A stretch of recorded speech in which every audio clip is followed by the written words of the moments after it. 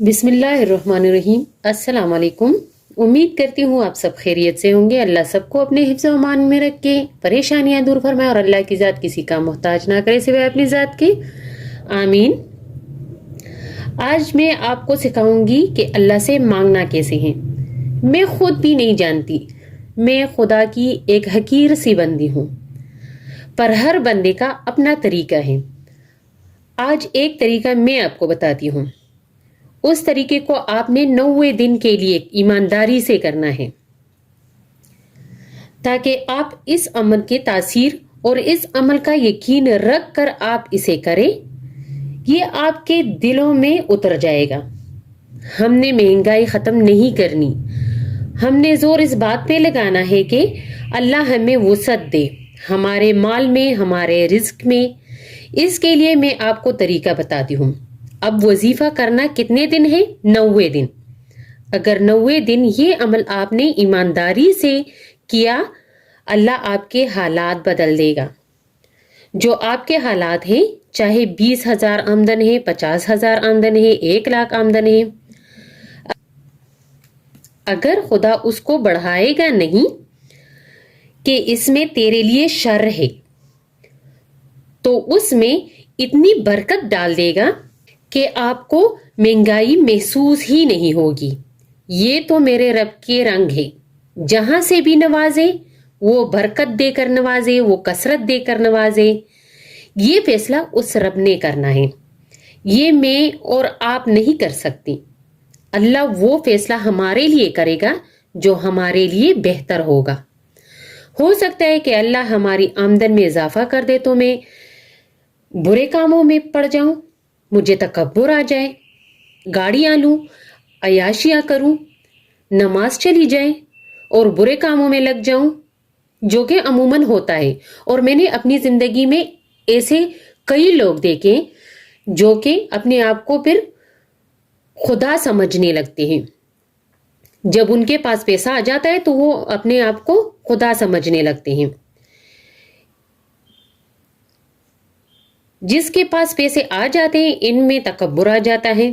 بس اس سے اچھا ہے کہ اللہ مجھے وسعت دے، میرے اٹھے ہوئے ہاتھوں کو قبول فرمائے اور اسی تنخواہ میں اتنی برکت ڈال دے اور اسی تنخواہ میں میرا گزارا ہونا شروع ہو جائے۔ تو یہ کام کس نے کرنا ہے؟ اللہ نے۔ 90 دن کے اندر اللہ آپ کے دل سے مہنگائی کا خوف ہی ختم کر دے گا۔ جو آپ کی خرچ کے مطابق آمدن نہیں ہے، گزارا نہیں ہو رہا، پریشانی ہے، تنگی ہے، ہر وقت ذہنی کوفت ہے، ذہنی پریشانی ہے، انشاءاللہ اللہ تعالیٰ 90 دن کے اندر اس بیماری سے، اس مصیبت سے، ایسے عذاب سے آپ کو بری کر دے گا۔ اور اس وظیفے کے ہوتے ہوئے، اس عمل کے ہوتے ہوئے، رزق کی وسعت کا کوئی وظیفہ، کوئی عمل آپ نہ بھی کریں، یعنی کہ یہ ایسا وظیفہ ہے، یہ ایسا کارآمد وظیفہ ہے، یہ ایک ایسا کارآمد عمل ہے کہ کسی دوسرے وظیفے کی ضرورت ہی نہیں۔ اور عمل اتنا آسان ہے، آپ بولو گے کہ آپ یہ عمل پہلے ہی بتا دیتی، ہم پہلے ہی شروع کر دیتے۔ اس وقت اس وظیفے کا مقصد یہ ہے کہ وسعت رزق، آپ پہلے یہ بات سمجھ لیں۔ ہم لفظ رزق بولتے ہیں تو ہمارے پاکستانیوں یا اردو بولنے والوں کے ذہن میں یہی آتا ہے پیسہ۔ اور جب میں رزق بول رہی ہوں تو میرا مطلب رزق سے پیسہ نہیں ہے، یا اللہ کے ہاں بھی اس کا مطلب پیسہ نہیں ہے۔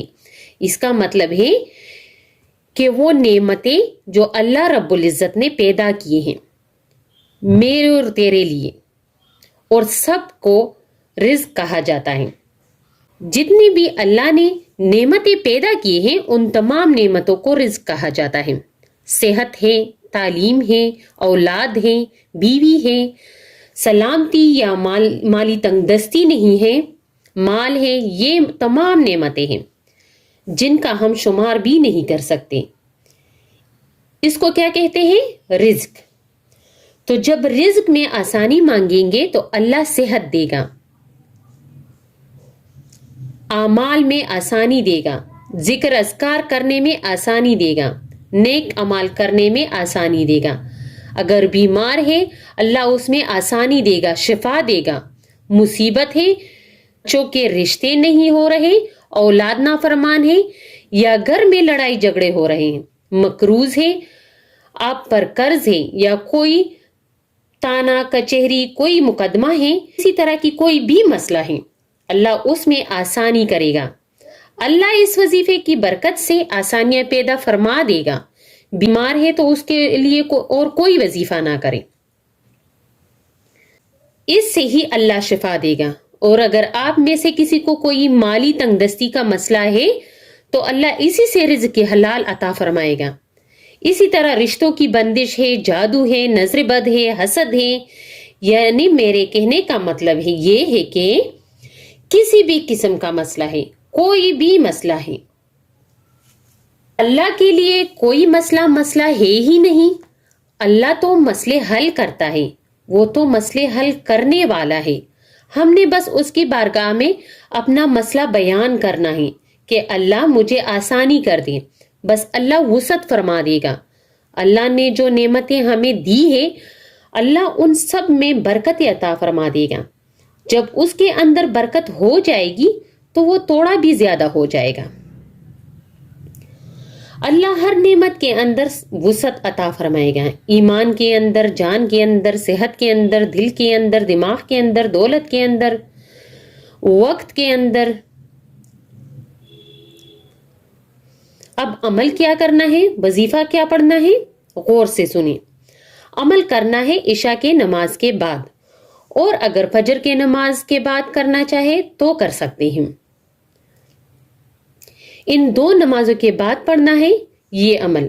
आपने गुरूब आफ्ताब से तुलुए आफ्ताब के दरमियान करना है, यानी जब सूरज नहीं होगा तब ये अमल असर करेगा। कभी भी आप कर सकते हो, रात के पहर में कभी भी आप कर सकते हो। और अगर कोई औरत इस अमल को करती है तो इस अमल का पाकी और नापाकी से कोई काम नहीं। आप नापाकी की हालत में भी कर सकती है, इसके लिए बावजू होना शर्त नहीं है, पर वजू अदब के लिए करना है। कबला रुख होकर बैठना शर्त नहीं है। इतना आसान अमल है, कोई शर्त ही नहीं। अब आपने दरूद शरीफ, दरूद इब्राहिमी पढ़ना है। अब आपने पढ़ना कैसे है, दरूद शरीफ। अल्लाहुम्मा सल्ली अला मुहम्मदिन व अला आलि मुहम्मदिन कमा सल्लैता अला इब्राहीम व अला आलि इब्राहीम इन्नका हमीदुम मजीद। अल्लाहुम्मा बारिक अला मुहम्मदिन व अला आलि मुहम्मदिन कमा बारकता अला इब्राहीम व अला आलि इब्राहीम इन्नका हमीदुम मजीद। ये एक बार पढ़ना है। अब दूसरा क्या है, या बासितों, ये 3 बार पढ़ना है। या बासितों, ये इसमें इस पर हमने तस्बीह का एक दाना,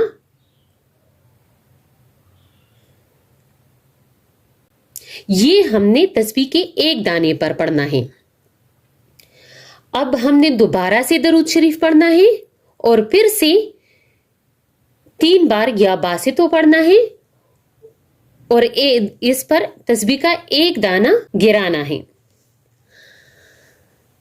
अल्लाह वुसअत देगा, अल्लाह बरकत देगा, अल्लाह सेहत देगा, अल्लाह सुकून देगा, इंशाल्लाह। यकीन से पढ़े। बस आपने सोचा है कि ये अगर एक तस्बीह पढ़ी तो होगा कितना। दरूद शरीफ हमने पढ़ना है 111 मरतबा, और जब इसके दरमियान या बासितों पढ़ना है तो वो आएगा 333 मरतबा। 111 मरतबा दरूद शरीफ और 333 मरतबा या बासितों, ये हो जाएगा, क्योंकि हमने एक बार दरूद शरीफ और 3 बार या बासितों का विर्द करना है। अब अगर हम अल्लाह को 333 मरतबा पुकारेंगे तो क्या अल्लाह नहीं सुनेगा?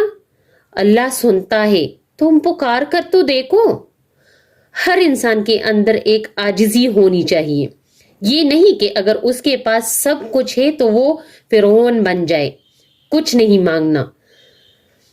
کہ نہیں آپ کے پاس تو سب کچھ ہے، اللہ سے مانگے اور مانگے اور مانگے، مانگتی جائے، اپنی نسلوں کے لیے مانگے، اور کچھ نہیں تو اپنے لیے سکون ہی مانگ لے، سکون بھی ملے گا، سب کچھ ملے گا۔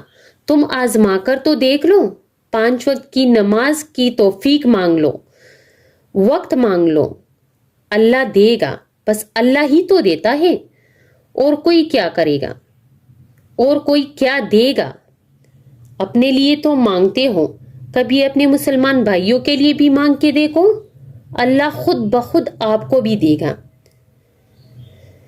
اس کے ساتھ ہی مجھے دیجیے اجازت، اپنی دعاؤں میں یاد رکھیے، اپنے ساتھ اپنے دوسرے بہن بھائیوں کے لیے بھی دعا کیجیے۔ اللہ حافظ، والسلام۔